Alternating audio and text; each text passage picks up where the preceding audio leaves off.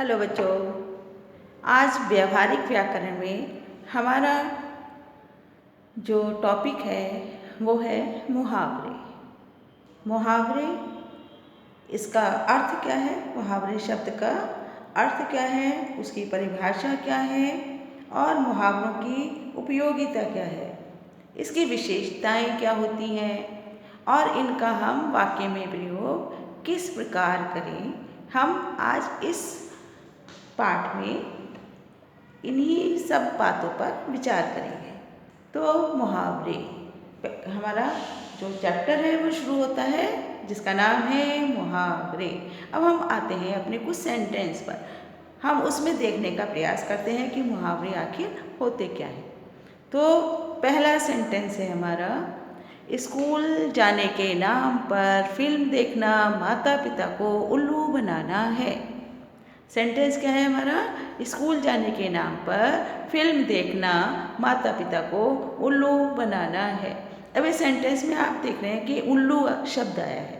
उल्लू बनाना, उल्लू तो एक पक्षी का नाम है, तो हम माता पिता को उल्लू कह रहे हैं, तो ऐसा हो सकता है?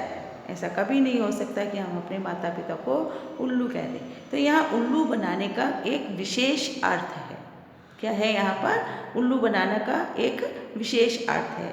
इसी तरह से दूसरा सेंटेंस है, इंजीनियरिंग कॉलेज में प्रवेश पाने के लिए छात्र एड़ी चोटी का जोर लगा देते हैं।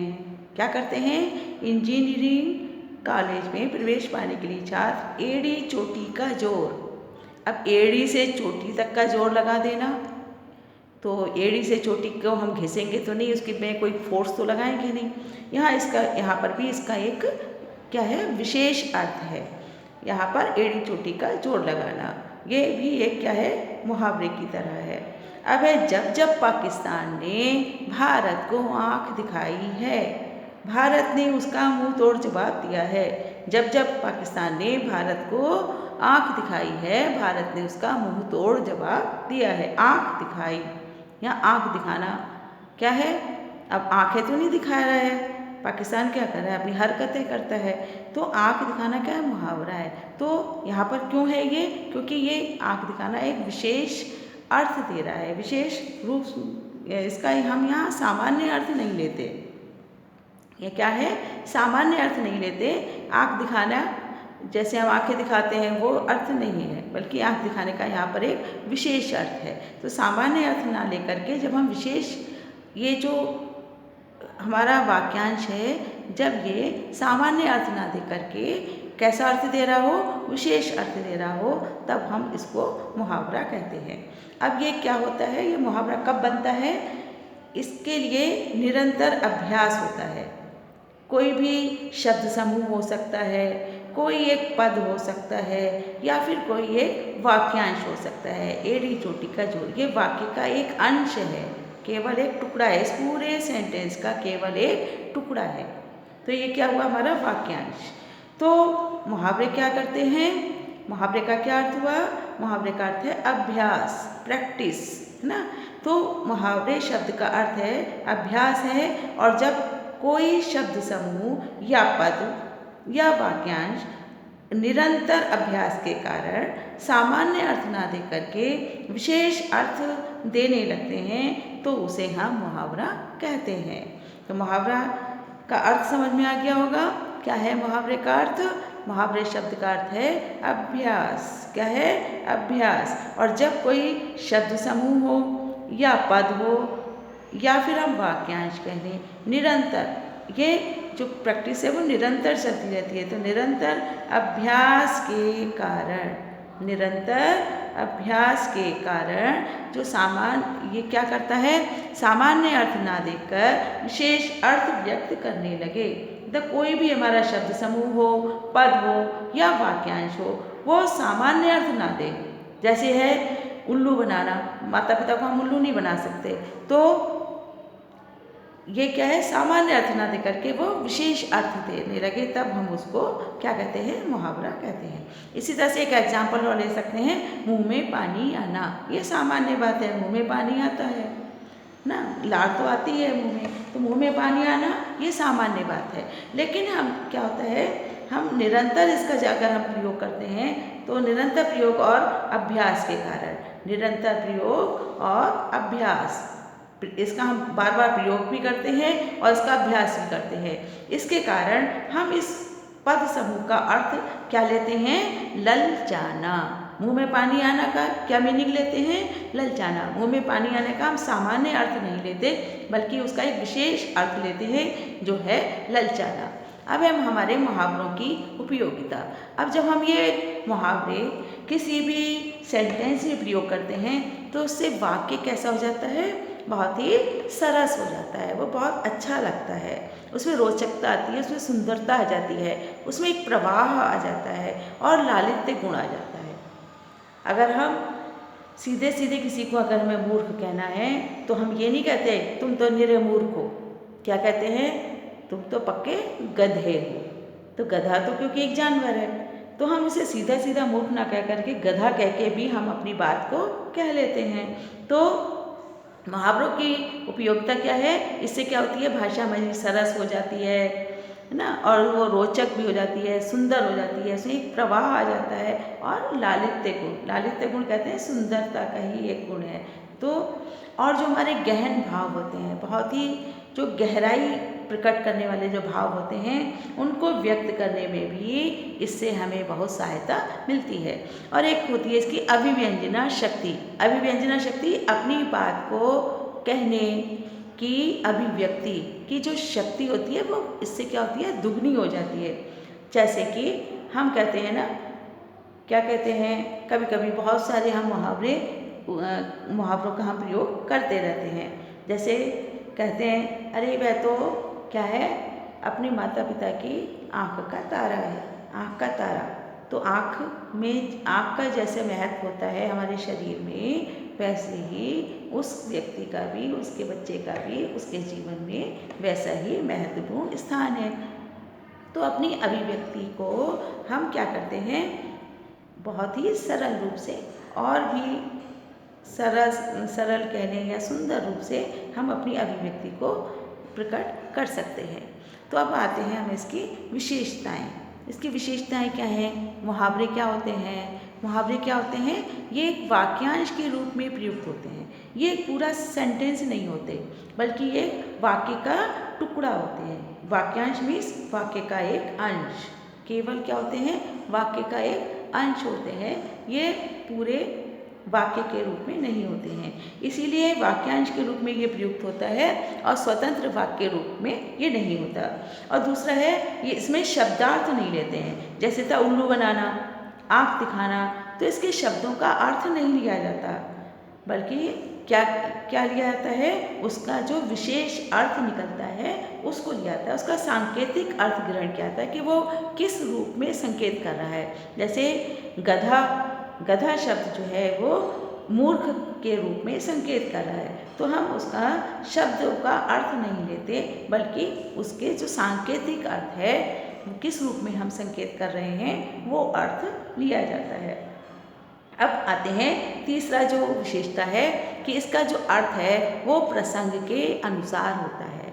इसका जो प्रयोग है वो किसके अनुसार होता है, प्रसंग के अनुसार। जैसा प्रसंग होता है वैसा ही उसका अर्थ लिया जाता है। जैसे है आपका आँख बंद होना, तो आँख बंद होना दो रूप में आता है। एक तो आता है आँख बंद होना जब व्यक्ति ये दुनिया छोड़ के चला जाता है, तब आँखें बंद हो जाना कहते हैं, उसकी तो आँख बंद हो गई ना। तो और एक आँख बंद करना होता है जब हम किसी भी बात पर ध्यान नहीं देते हैं। तो मुहावरे क्या होते हैं, अब ये जिस सेंटेंस में इसका प्रयोग हुआ है उसी के प्रसंग के अनुसार हम इसका अर्थ ग्रहण करते हैं, वही अर्थ आपका देता है, ये जिस अर्थ में प्रयुक्त होता है। अब हम आते हैं अपने इसकी और विशेषताएं हैं। पहली तो समझ में आ गई कि ये वाक्यांश के रूप में प्रयुक्त होता है। दूसरा है इसके हम शब्द के अर्थ को नहीं लेते हैं, बल्कि इसके सांकेतिक अर्थ को लेते हैं और इसका जो अर्थ है वो प्रसंग के अनुसार होता है। अब आते हैं हम अपने अगले पॉइंट पर। अगला पॉइंट है हमारा कि मुहावरों का मूल रूप नहीं बदलता। मुहावरों का जो मूल रूप है वो कभी नहीं बदलता है। जैसे हम एक मुहावरा लेते हैं, आँख का तारा। क्या लेते हैं? आँख का तारा। तो आँख का तारा मुहावरे की जगह पर हम आँख शब्द के स्थान पर अगर हम लोचन डाल दें, आँख का पर्यायवाची है, अगर हम आँख के पर्यायवाची लोचन शब्द को लगा दें तो ये मुहावरा क्या है? गलत हो जाएगा। ये मुहावरा नहीं रहेगा, क्योंकि जो प्रैक्टिस में आया है वो तो केवल, जो हमारे अभ्यास में आया है वो केवल आँख का तारा है। तो इस तरह से मुहावरों का जो मूल रूप है वो कभी नहीं बदलता है, हमें उसे कभी नहीं बदलना चाहिए। अब आते हैं हम अपने अगले पॉइंट पर। अगला पॉइंट है हमारा कि हिंदी के अधिकतर मुहावरों का जो संबंध है वो किससे होता है? शरीर के अंगों से होता है। ज़्यादातर जो मुहावरे बने हैं वो शरीर के अंगों पर बने हैं। आँख पर बने हैं, कान पर बने हैं, नाक पर बने हैं, हाथ पर बने हैं, पैर पर बने हैं ना। बहुत सारे जो मुहावरे, सभी अधिकतर मुहावरे किस पर बने हैं? जो शरीर के अंग होते हैं उन पर बने हैं।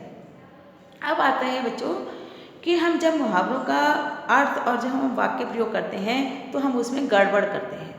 हम एक सिंपल सा ऐसी मुहावरा रख देते, कैसे वाक्य प्रयोग कर देते हैं और वो कभी कभी तो समझ में भी नहीं आता है।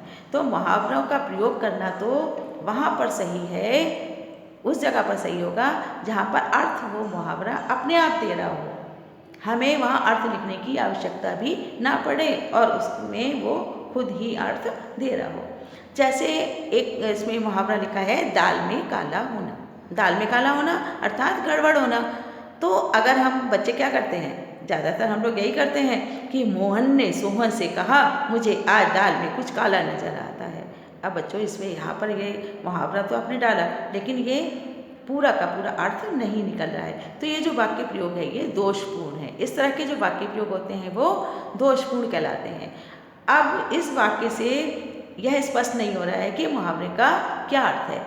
यहाँ पर मुहावरा जो है वो अपना अर्थ नहीं स्पष्ट कर पा रहा है। तो अब हम जो सही वाक्य प्रयोग अगर करेंगे तो सही वाक्य प्रयोग क्या होता है? किसी प्रसंग से इस प्रकार गुथा होना चाहिए। कोई भी जो हम प्रसंग डाल रहे हों वो उससे ऐसा मिला हुआ होना चाहिए कि मुहावरा उस प्रसंग में पढ़कर स्वयं अर्थ प्रकट कर दे। आपको अर्थ प्रकट करने की ज़रूरत ना पड़े, बल्कि वो खुद ही अपना अर्थ प्रकट कर दे। तो ये जो हमारा ऊपर वाला वाक्य था, ये मुहावरा था दाल में काला होना, तो इसको जो सही सेंटेंस है वो इस तरह से बनेगा। किस तरह से बनेगा? कि ये सेंटेंस है कि वह लड़का बस की सीट के नीचे झुककर जिस फुर्ती से बाहर भागा उसे देखकर ही मैं समझ गया था कि दाल में कुछ काला है। अब यहाँ क्या होगा? आपकी समझ में अपने आप ही आ गया कि दाल में कुछ काला होना का अर्थ क्या है? कि कुछ ना कुछ गड़बड़ है। तो हमें जो सेंटेंस बनाने चाहिए वो ऊपर वाले सेंटेंस की तरह नहीं बनाने चाहिए। जैसे बना दिया कि मोहन ने सोहन से कहा मुझे यार दाल में कुछ काला नज़र आता है, तो ये सेंटेंस इस टाइप के गलत होते हैं, क्योंकि इसमें मुहावरों का अर्थ स्पष्ट नहीं होता है। तो अगर हम इस तरह से बनाएंगे जैसे इसका बनाया हमने, वह लड़का बस की सीट के नीचे झुककर जिस फुर्ती से बाहर भागा उसे देखकर ही मैं समझ गया था कि दाल में कुछ काला है। अब बच्चों कुछ मुहावरे ऐसे भी होते हैं जिनके एक से अधिक अर्थ निकलते हैं। कैसे होते हैं? कुछ ऐसे भी होते हैं जिनके एक से अधिक अर्थ निकलते हैं। जहाँ पर ऐसे मुहावरे होते हैं वहाँ पे ये ध्यान रखना चाहिए कि मुहावरे का जो अर्थ लिखा गया है, अगर मुहावरे का अर्थ लिखा गया है तो फिर वाक्य प्रयोग भी हम उसी अर्थ में हमें करना चाहिए। और यदि कहीं अर्थ नहीं लिखा है और हमारे पास कोई दुविधा हो कि हम कैसे इसका वाक्य इसको लिखें तो यदि कोई हमारे पास दुविधा हो तो क्या करना चाहिए, हमें पहले एक सटीक वाक्य बनाना चाहिए। सटीक मतलब एकदम बिल्कुल फिट वाला वाक्य हमें बनाना चाहिए और बाद में उसका अर्थ भी लिख देना चाहिए। अर्थ लिखने से क्या होगा कि जो आपने किस सेंस में उस मुहावरे को लिया है, किस प्रसंग में आपने उस मुहावरे को लिया है, वो आपका स्पष्ट हो जाएगा। अब जैसे हम आते हैं, एक हमारा मुहावरा है आँख मूंदना। क्या है? आँख मूंदना। अब देखो यहाँ वो जो हमने कहा था ना कि प्रसंग के अनुसार होता है, मुहावरे का जो प्रयोग है वो प्रसंग के अनुसार होता है। तो जैसे है हमारा आँख मूंदना, इसका अर्थ, एक का अर्थ है ध्यान ना देना। अब जैसे हमने इसका वाक्य में प्रयोग किया कि बेटा परीक्षाएं सिर पर आ गई हैं, बेटा परीक्षाएं सिर पर आ गई हैं, तू अब भी आँख मूंदे रहा तो पास होना कठिन है। अब आँख मूंदना ही है, लेकिन इसका जो अर्थ दिया है वो दिया है मर जाना। क्या दिया है? मर जाना। इसका अर्थ दिया है आँख मूंदना का मर जाना। तो हम इसी सेंस में इस मुहावरे को वाक्य में प्रयोग करेंगे। तो यहाँ सेंस क्या है? आँख मूंदने का मर जाना। तो हमने वाक्य प्रयोग किया। अगर हम उसको ऊपर वाला वाक्य लिख देंगे तो एकदम गलत हो जाएगा मर जाना का। तो हमें यहाँ क्या देना है? जब तक माँ जीवित थी घर हरा भरा था। जब तक माँ जीवित थी घर हरा भरा था, उसके आँख मूंदते ही सब कुछ उजड़ गया है। उसके आँख मूंदते ही सब कुछ उजड़ गया है। तो इस तरह से मुहावरों के अर्थ के अनुसार ही हमें मुहावरों का वाक्य में प्रयोग करना चाहिए। तो आज स्पष्ट हो गया होगा कि मुहावरे का अर्थ क्या होता है। तो बच्चों, मुहावरे का अर्थ होता है अभ्यास, और मुहावरे की क्या डेफिनेशन है कि जब कोई पद या वाक्यांश या हमारा कोई शब्द समूह क्या करें, निरंतर अभ्यास के कारण हम उसका निरंतर अभ्यास करते रहें, उसको वाक्य में प्रयोग करते रहें, तो वह अपना क्या है, सामान्य अर्थ ना दे करके जब एक विशेष अर्थ देता है उसी को हम मुहावरा कहते हैं। अब मुहावरे के प्रयोग से क्या होता है?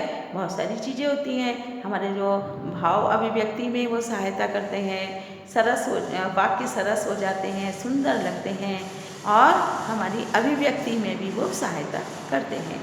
और जो हमारे इसकी जो मुहावरे की जो विशेषताएं हैं, मुहावरे को हम कैसे पहचानेंगे, मुहावरे होते क्या हैं, इसकी विशेषताएं क्या हैं? क्या है विशेषताएं? पहली विशेषता क्या है कि ये वाक्यांश होता है, एक पूर्ण वाक्य नहीं होता है। और दूसरा क्या होता है, हम क्या करते हैं, इसको प्रसंग के अनुसार ही इसका प्रयोग करते हैं, इसके अनुसार, प्रसंग के अनुसार। और क्या होता है, इसके हम शब्द के अर्थ को नहीं लेते बल्कि इसके सांकेतिक अर्थ को लेते हैं। इसके शब्द के अर्थ को नहीं लेते बल्कि इसके सांकेतिक अर्थ को लेते हैं, और इसका प्रयोग प्रसंग के अनुसार होता है। और मुहावरों का मूल रूप कभी नहीं बदलता है, और मूल रूप नहीं बदलता। और अधिकतर क्या होते हैं ये मुहावरे, शरीर के अंगों के ऊपर ही ज़्यादा होते हैं। तो इस तरह से ये हमारा चैप्टर खत्म होता है। आपकी समझ में आ गया होगा कि सही मुहावरों का सही वाक्य प्रयोग हमें किस प्रकार से करना चाहिए। आपकी समझ में अगर अच्छे से आया हो बच्चों, तो इस चैनल को सबसे पहले सब्सक्राइब करना, लाइक करना और शेयर करना, और अपने कमेंट्स भी आप दे सकते हैं कमेंट बॉक्स में जाकर। Okay, bye.